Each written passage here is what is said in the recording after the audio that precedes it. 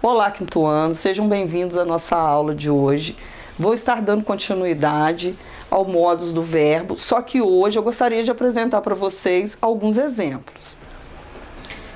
Eu vou começar com o modo indicativo. Como eu falei na outra aula, o modo indicativo ele vai indicar uma certeza de um fato ocorrido.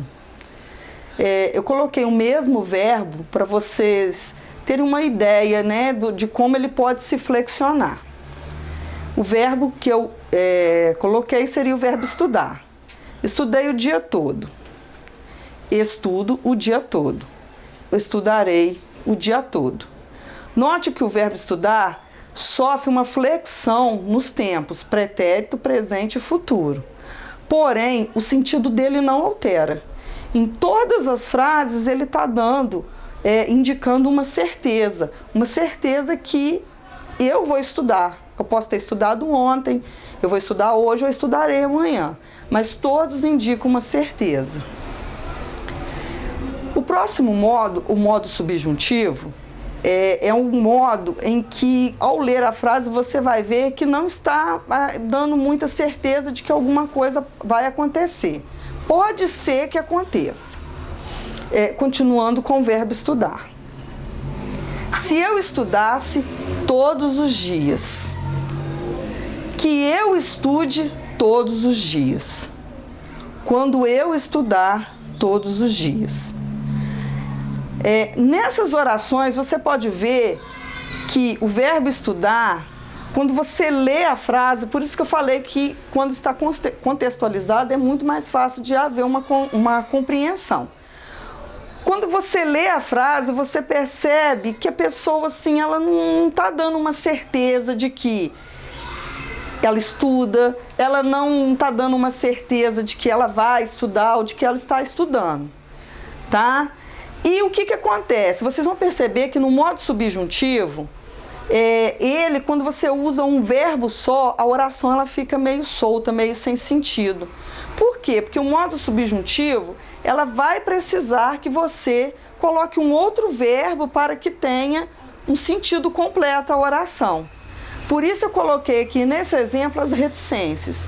Eu não acabei de completar a frase, porque nesse momento agora eu gostaria só que vocês entendessem esse sentido de dúvida, tá? Nesse exemplo.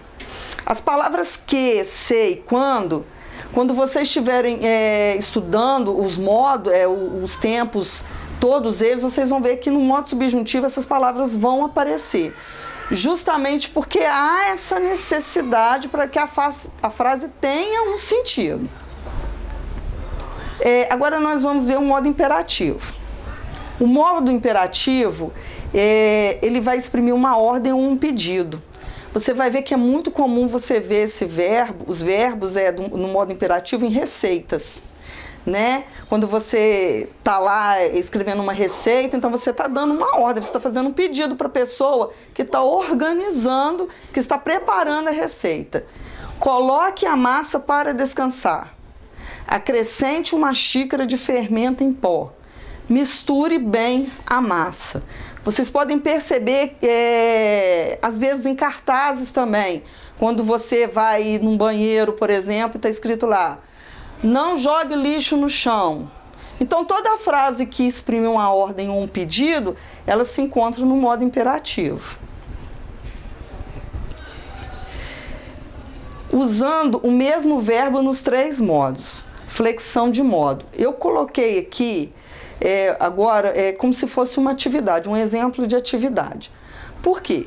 Você vê uma frase, Cecília participou de uma entrevista, né? Uma frase e uma oração que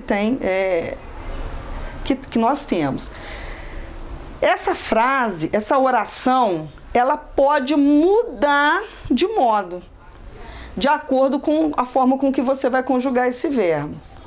Então, para nós fazermos isso, o primeiro passo que a gente tem que dar é o seguinte, encontrar o verbo.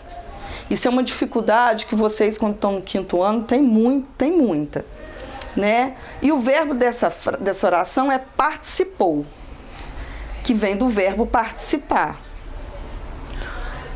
Achando o verbo, o segundo passo é identificar o modo.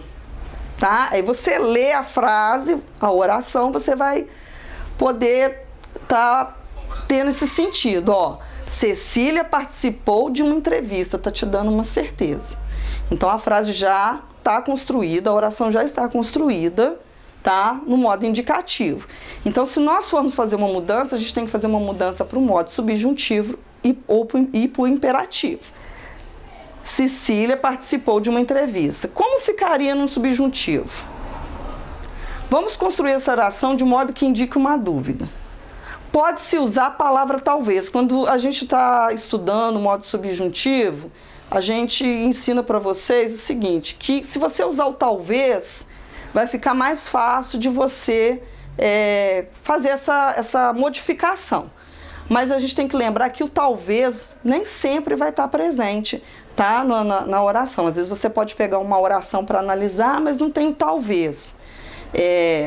Nem sempre vai ter. Por isso que eu falei que a gente tem que estar atento à leitura, tá? Entender o que nós estamos lendo. Ó, talvez Cecília participe de uma entrevista. Olha o verbo. Lá no indicativo estava participou. Aqui ele já fica participe. Esse talvez, quando você já coloca, automaticamente, ao você falar, você já muda. Tá? Então esse talvez agora no início que vocês estão aprendendo vai ajudar bastante. Agora vamos passar essa frase para o modo imperativo. Se ficar mais fácil, vocês podem trocar o nome da Cecília, tá? E colocá-la no final da sua oração, tá? E pegar o verbo colocar primeiro, como se vocês estivessem dando uma ordem para ela. Participe da entrevista, Cecília. Isso não quer dizer, gente, que tem que estar sempre dessa forma, não. Mas se vocês acharem mais fácil, vocês podem fazer dessa forma também.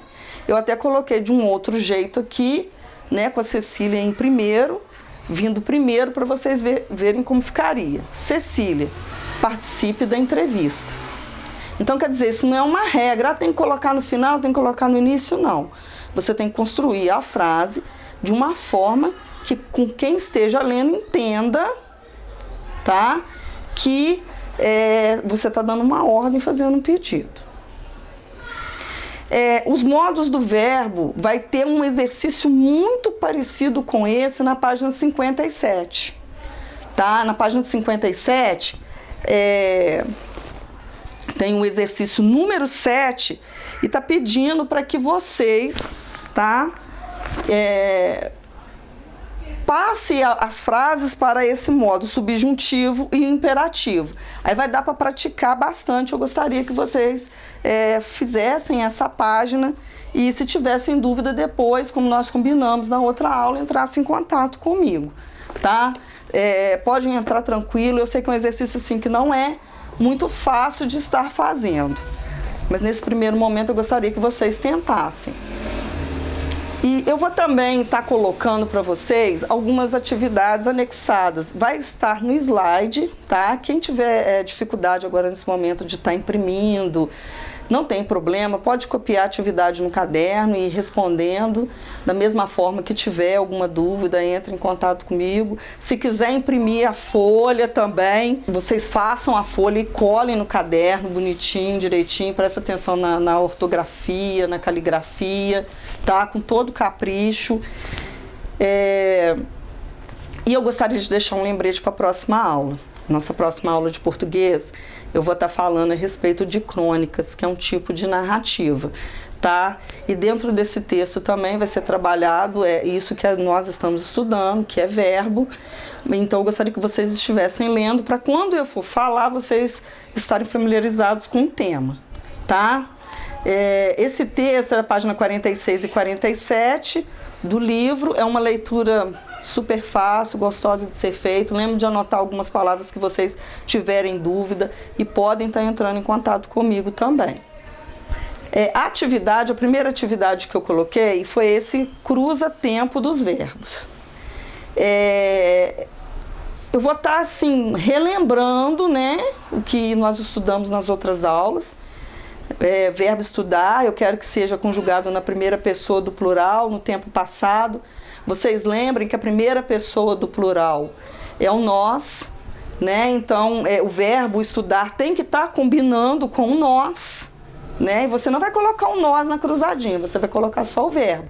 Mas o nós é para você conseguir fazer essa conjugação, né? Verbo vender, terceira pessoa do plural, no tempo presente. A terceira pessoa do plural, vamos relembrar, que é o eles. Esse exercício é para vocês completarem as frases com os tempos verbais do subjuntivo, tá? Então, o verbo está aqui, fazer no futuro. Então, esse verbo vai ter que ser construído de uma forma, tá? Quando você for encaixar ele aqui na oração, que vá dar um sentido de dúvida para a pessoa que esteja lendo. Porque o modo subjuntivo, como eu falei, não é um tempo que... não é um modo que apresente uma certeza, mas uma dúvida. E esse exercício número 4 é para você completar, tá? A receita.